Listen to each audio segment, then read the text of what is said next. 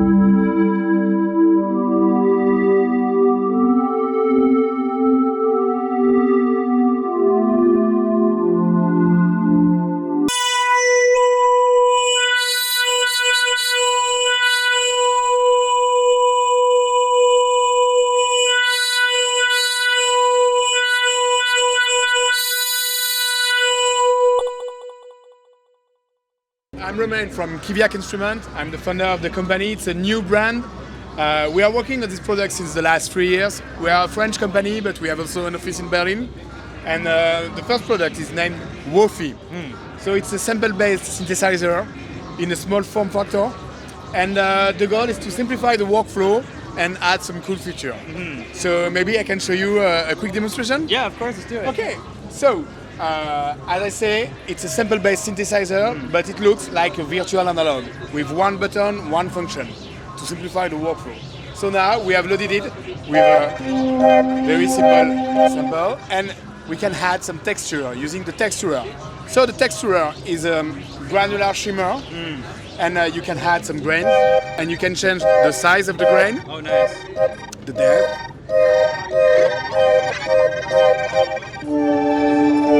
We have one envelope that you can assign on the filter and both. We have one LFO that you can assign on any parameter you want, just clicking on learn and choose the parameter. So now it's affected to the cutoff. I really like that UI. Thank you. That's really interesting. Wow.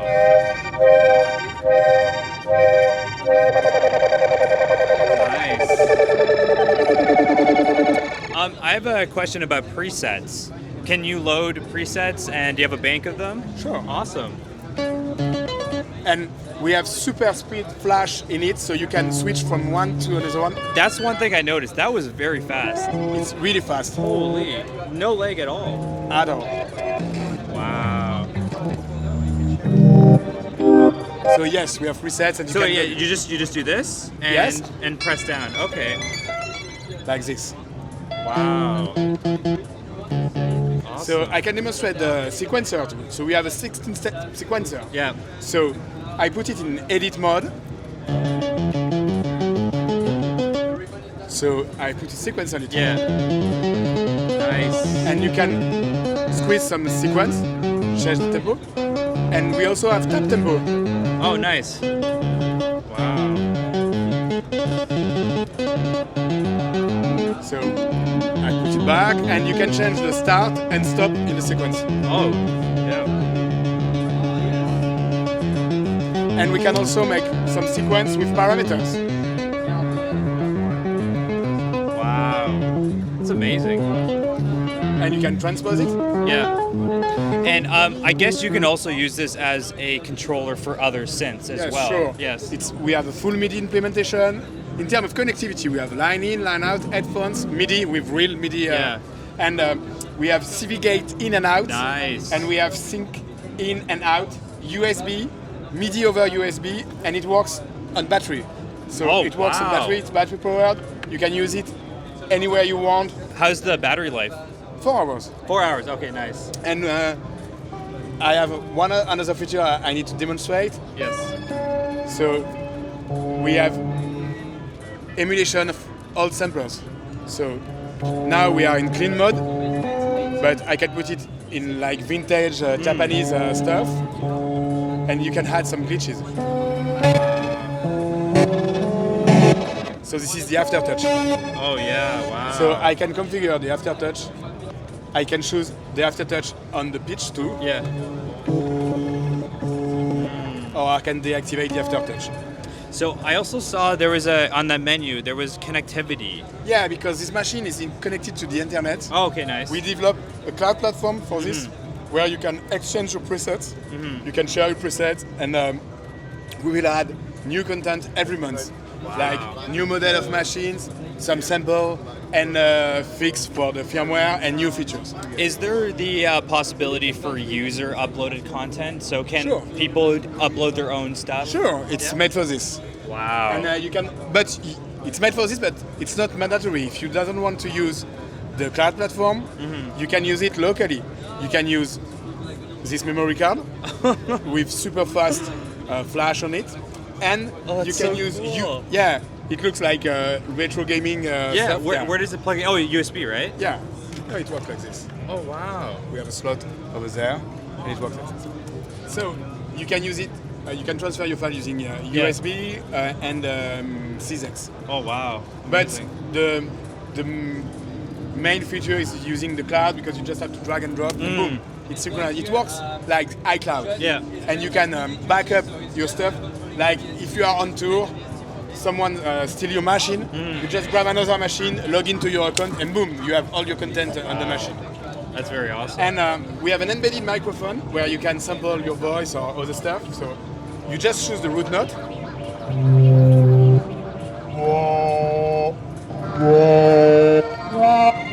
And it's chromatic.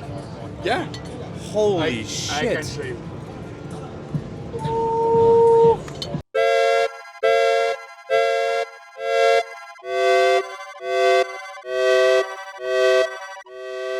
And we have 10 voices of polyphony.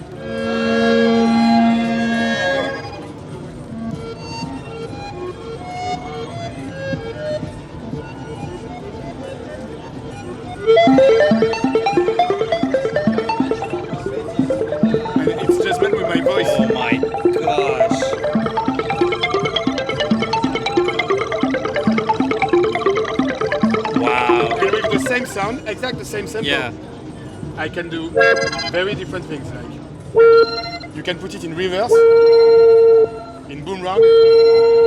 I can show you with a short sample. It Yeah. will be more explicit.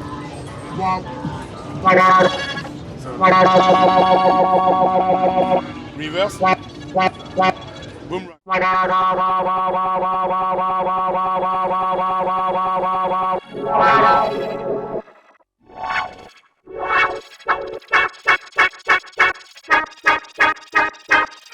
You can also speak like Yeah. Wofi. And with the stretch,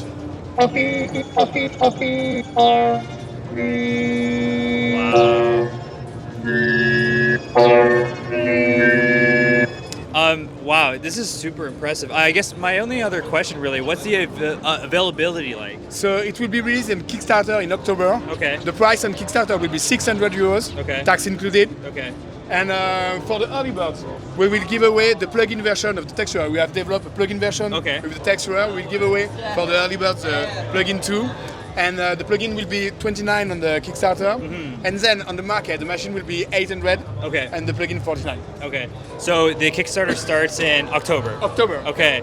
You hear that, guys? October there'll be a Kickstarter. I'll definitely keep my eye It's on very this. important. You can register on our newsletter on kiviakinstruments.com or use it on Instagram to keep in touch. Amazing. Wow. I am blown away by this. Thank you very much. Super impressive. And thank you for talking to me. Thank you. Bye. Time to go check out Melbourne Instruments. They got something awesome.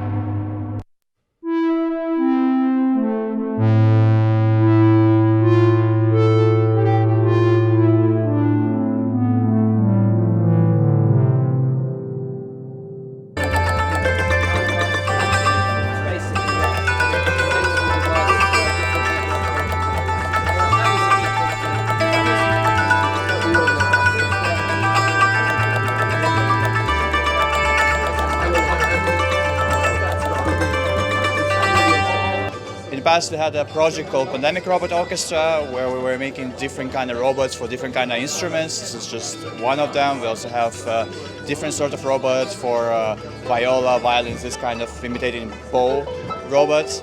But it's mechanical part. It's a software. We have an AI model, IoT platform, some other apps, and all together they're aggregating the data from different sensors. It can be sensors like this. Or maybe this one's on. I heard it does like humidity and stuff like that, correct? It does light, noise, accelerometer, buttons. It's just for an example. I can later, with the free hand, set up another one to show. Or it can be also an app, which I actually have. We were making an example app like this, simple pad controller. This all goes to the platform using different pipelines. Like here, you can normalize your data, sensors data, like saying, for example, noise can be between 0 and 200, and you can normalize it to make a MIDI range. As well, you can generate different, using this pipeline, you can generate progressions or just some stable notes, like that. As well, you can connect it into that AI. So you have here densities and gammas, which can be also controlled by the sensors. And that all, in the end, produces either some normal progressions or some AI-generated music, which can be changing the mood or intensity or speed, BPM, depending on your values. Is this done through a university? Is it like an art project? Like, what's the philosophy and the idea behind this technology and project in general? So with the Robot Orchestra, it was a university project and kind of having fun during pandemic, because we wanted to do something which can be done remote and with music and with robots. It's just like idea that is done. With the other stuff, we are in Infinity Devices. We are first of all IoT startup. We have our own IoT platform, so we are constantly looking for different applications we can do. Also happens so that our CEO and our CFO, I don't know, and a lot of other guys are anyhow into music, one way or another, because some of the professional musicians, some like me, I just have it as a hobby. And we were thinking like what we can do in the music field, and just come up with such an idea of, for example, like an interactive concert, since we have professional musicians here and electronic musicians, just because it's a kind of use case for this. You can give this kind of terminals or an app to your listeners and have some bass line going, for example, on the back. And if your audience is more active, you can make an interactivity, make the bass line go faster or higher or something like that. So that was just an idea because we have guys who are doing concerts and an application. So I think the idea is that you can transfer this technology onto other devices and other instruments in the future. Is that sort of an idea? It's also in general, IoT is, as Bruno says, IoT is the eyes of AI. So in general, it's just as many applications you can think of. It's just one of them. Music is just beautiful. It's very easy to understand because you don't need anything special. You just hear it. That's why, we're transferring the physical world into. We're connecting physical world with the AI in as many ways we can. One of them is robots, for example, or our IoT platform. Yeah, that's amazing. Wow, thank you very much. Yeah, thanks. Really appreciate it. Thanks. Anytime.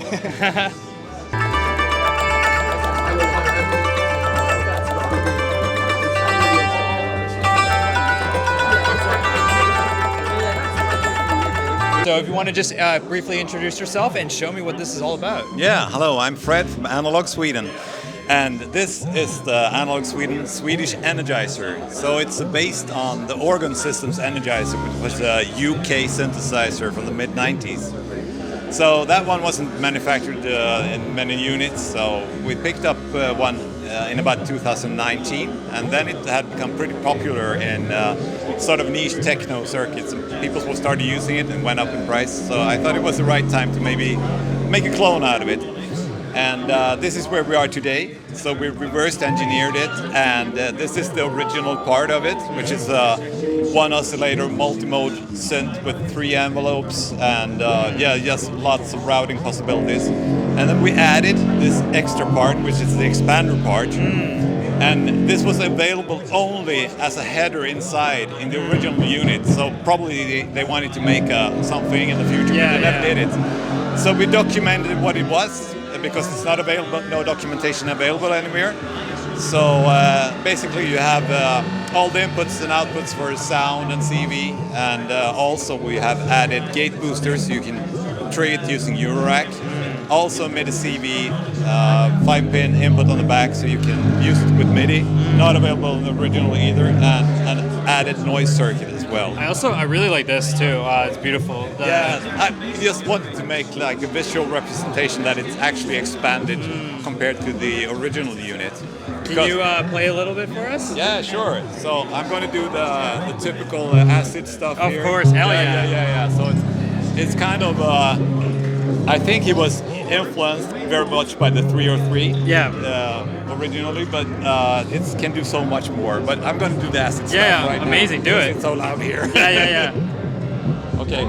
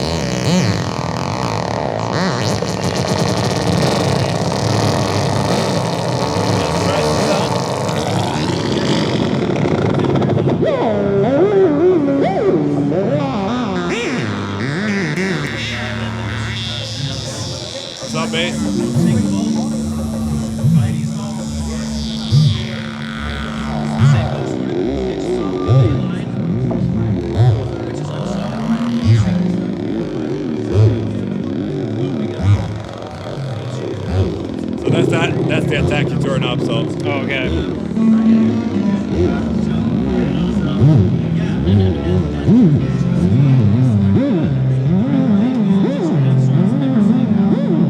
What's the availability on this? So we have a few units available now. We sold most of the first batch. Okay. It's only manufactured in 50 units first batch.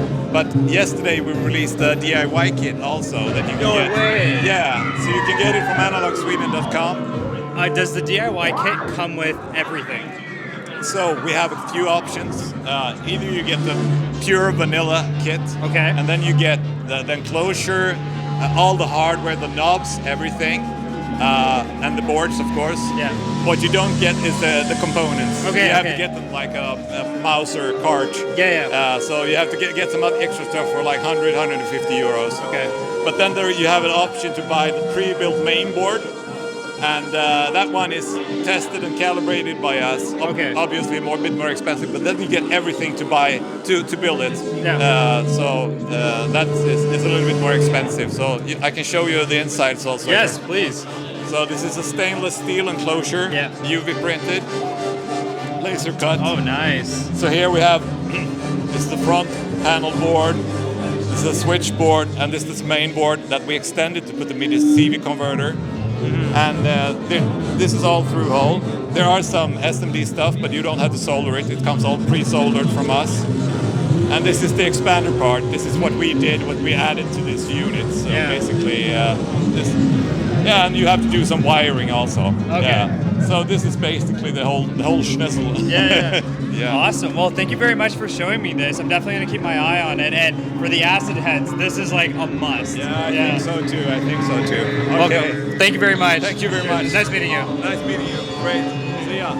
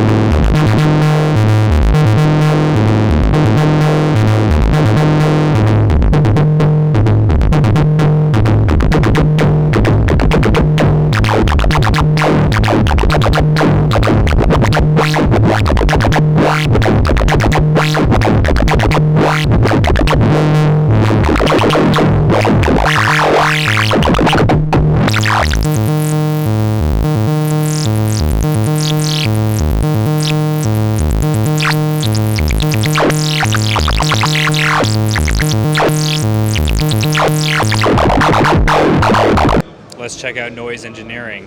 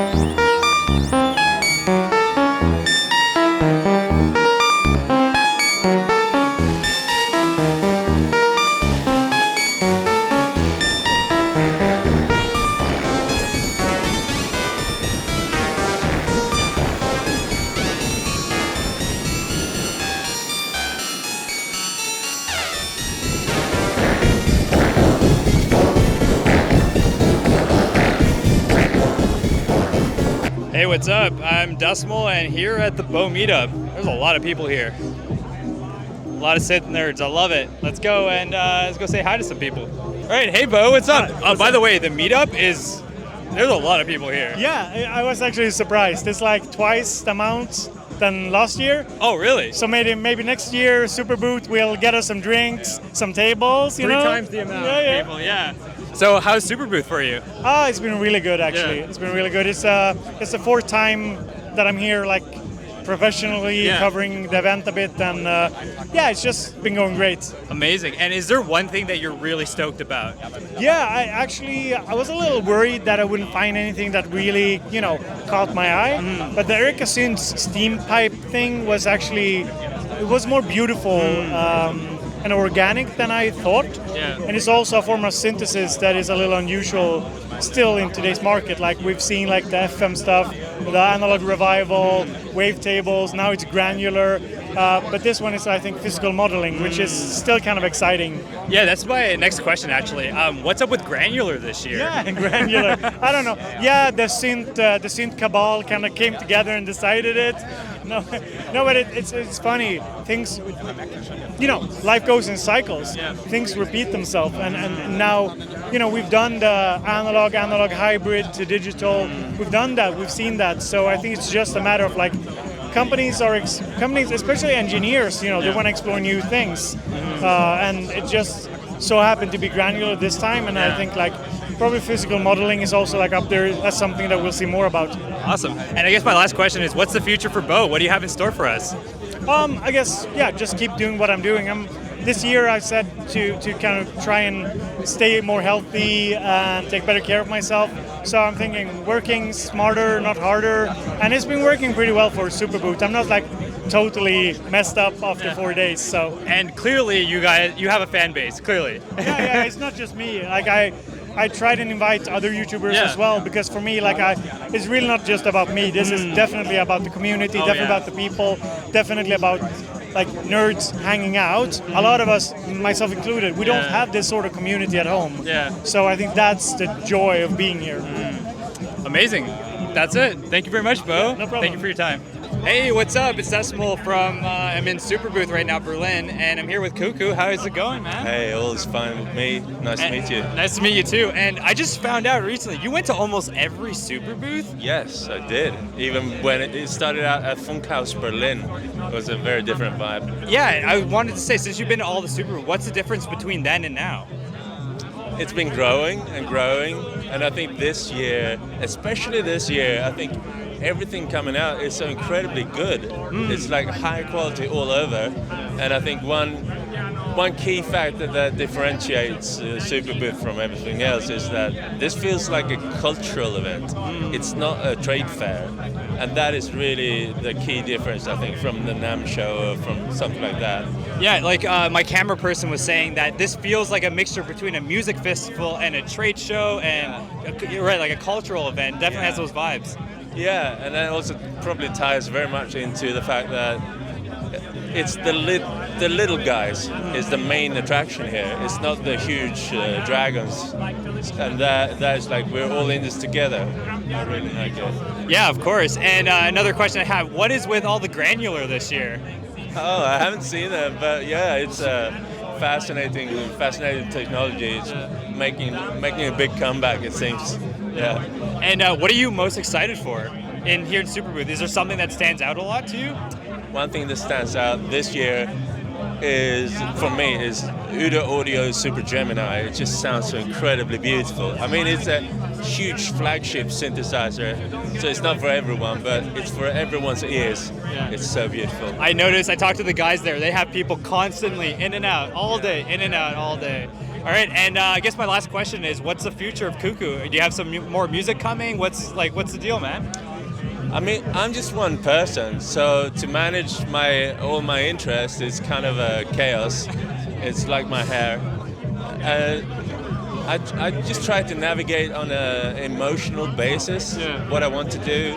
Some projects are small, some projects take just a week or a day, but then there's the longer projects like collaboration on hardware even is on them in my head and even in talks of that. Yeah. So I'm just trying to navigate through everything, and so far it's chaos, but it's going well, and I'm gonna keep doing it. I think my strength is improvising through my life. I was gonna say your strength is the skateboard. It's fast transportation around Superbooth, right? Yeah. Right. Well, thanks a lot, Cuckoo. Really appreciate it. Thanks. Cheers. Nice to meet you, man. Peace out. All right, so I have a question. Is Superbooth ticking all the boxes? Of course it does. I mean, in which way? It's not bad. It's not bad. No, it's not bad at all. No, it's not bad. No. Is there anything that you're really excited about Superbooth this year? I found out, and I'm getting all patriotic about this. I found out about an Austrian synth company. Oh. And it's called Majella Synth. Yes. And it's crazy. There is an editor for that. It's VA with samples and everything in the kitchen sink. Yeah. And these guys reprogrammed Ableton Live as a control surface of the software realm for that thing. That's crazy. Over there in the bungalow thingy. So is there going to be an episode on them? I don't think so. But it's funny because I didn't even know there's an Austrian synth company, and now I meet them over there. Yeah, you got to represent them straight up. I don't know. I mean, I don't know if they want this. I will be over there for a jam today, but not for a bad year. Yeah. And so my other question is, yes, you're excited about this Austrian synth company, but is there something like a unit that you're really excited about that surprised you maybe? I tried the Schmidt Synth yesterday. Okay. And this is crazy. I mean, that thing is $25,000. And it's got more oscillators than I have brain cells, and it's all analog and it's all the best. And it's weird, and the guy working on it and presenting it really knows it in and out. And yeah, it's like old school German synth engineering at its best. Yeah. And I guess my other question is, okay, so your videos are great, and how do you keep so consistent? It's crazy. It's stone cold, razor sharp, relentless pressure. It's just like, yeah, I know that I'm screwed if I don't put something out on Friday, so I put out stuff. I had like a regular job before and I was not productive at all. It's just knowing that something has to be out on Friday, so this gives me the energy and the pressure to put out stuff. And what was your most painful episode, do you think? Or one that was really challenging to do? It's usual. That's hard to say. I mean, there are things that are challenging from a technical point of view. For example, I already talked about the D110 by Roland, which is some kind of 80s rack unit with thousands of parameters and really complex. And yeah, this is, of course, something you have to get the mindset for. Yeah. But usually stuff that just doesn't work. Stuff that isn't finished in a way. Like, for example, that one Casio groove box that looked like the Millennium Falcon. This brought me close to tears. Because it was just so underpowered and it just didn't work and it was not finished and it sounded like crap. And yeah, this is stuff that usually...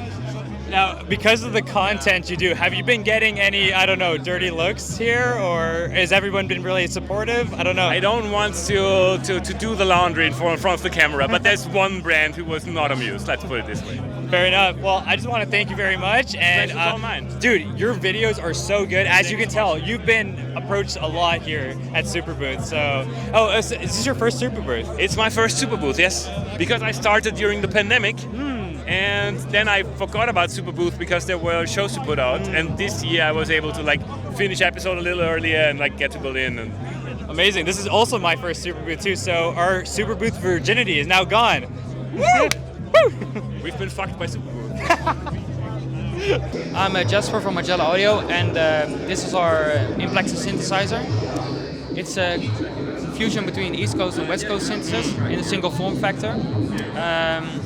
Yeah, it's a high-quality instrument. We try to use a lot of high-quality building materials, and also starting with the interface, we had a cooperation with a musician who's here as well, Erin from Pocket Knife Army, and yeah, maybe we should have a listen to it. Yeah, let's do it. So the thing with the Implexus is we have two kinds of worlds that are both contained in a single box. So Moog, most of people are familiar with Moog. This is more of the East Coast style, the filter. On the other hand, we have a more complex generator, which has a wave shaper on board and cascaded by a wave folder. So this sounds a bit like the wave shaper in itself is not very harsh, I would say, but or rich in overtones. But when you start to wavefold them, they become quite interesting.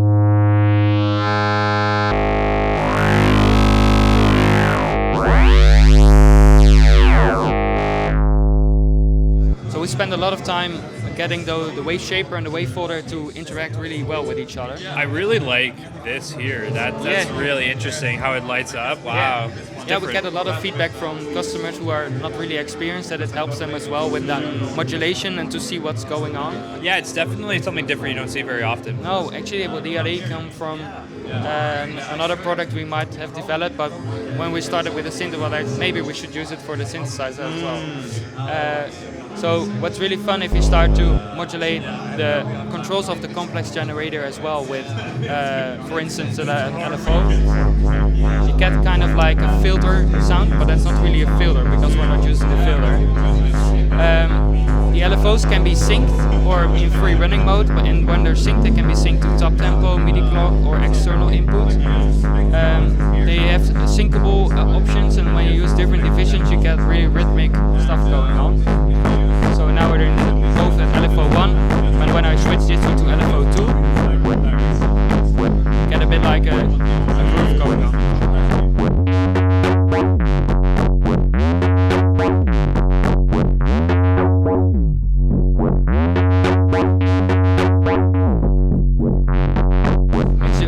When we first had the idea, it was like, should we build a synth without a filter?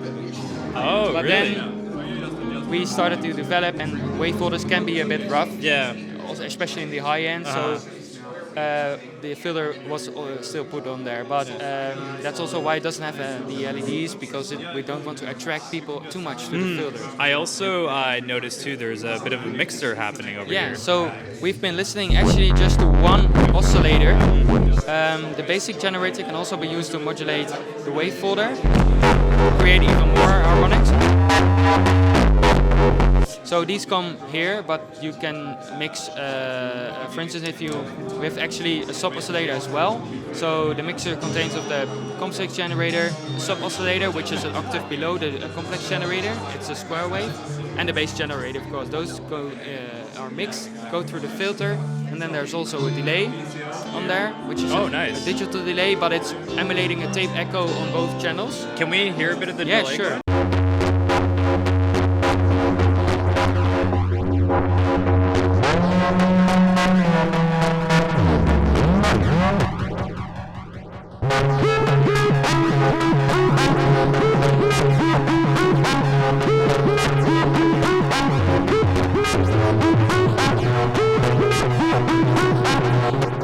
So it can also be synced, but also in free mode. In free mode it can go up to like...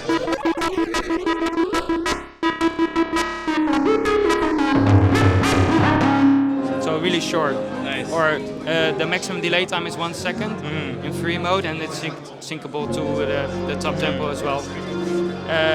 Yeah, so we also have some Eurorack connectivity on the back. Yeah. You can also patch it into itself. So for instance, LFO2 has an output, so you can put it into the pitch of basic generator to create more random pitches or other stuff. The envelopes are also analog, except actually the whole instrument's analog except for the LFOs and the delay. Is the filter analog? Yeah. Okay. Yeah, Awesome. it's a 12 dB OTA based, and it's not really steep, but it has a quite nice sound. And there's also a little handy feature, a guitar style tuner. Oh! Because it's analog, right? So when you put it in the top mode, it will show the pitch of the complex generator, and then you can tune it to an A.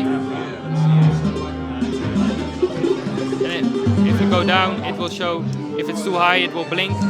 If you press the A note, you can tune it.